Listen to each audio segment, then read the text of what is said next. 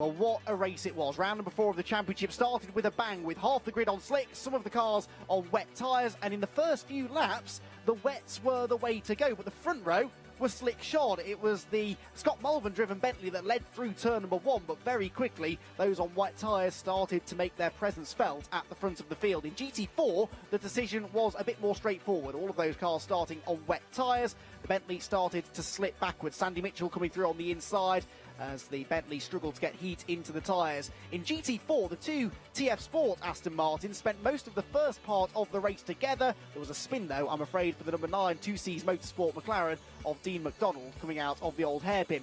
About 10 minutes into the race, though, the track started to turn. The far end of the circuit was dry, and the Bentley of Scott Malvern was able to get back through into the lead of the race, and it wasn't long before Joe Osborne in the McLaren followed him through into second position. Michael Igoe Andrea Caldarelli, was also on slick tyres in the first stint of the race, and he eventually made progress into the top 5.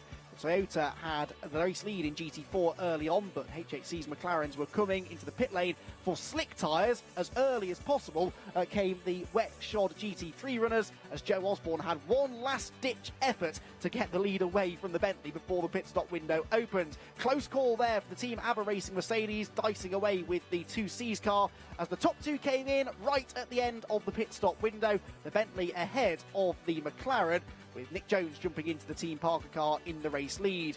Ian Logie had a bit of an afternoon to forget with a very, very spectacular spin going down the back straight, whilst McLarens were at play in GT3, the Optimum Motorsport car carving its way through the order in the hands of Lewis Proctor towards the end of the race.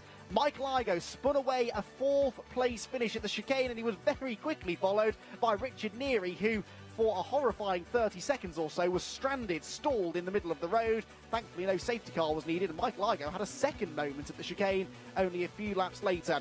Nick Jones was on absolute tenterhooks at the end of the race as he tried to bring the Bentley home, and he did. Team Parker Racing took the first win of the year, the 4th different winner of the year in the GT3 category for Nick Jones and Scott Malvern. Whilst in GT4, a late change for the lead saw the 57 car for HHC Motorsport, Gus Bowers and Chris Wesemael, come through to take their first victory in the category. We've had 3 different winners from 4 races in GT4. Thank you for joining us here at Donington Park. We've been treated to 2 fantastic races. We'll see you again next time.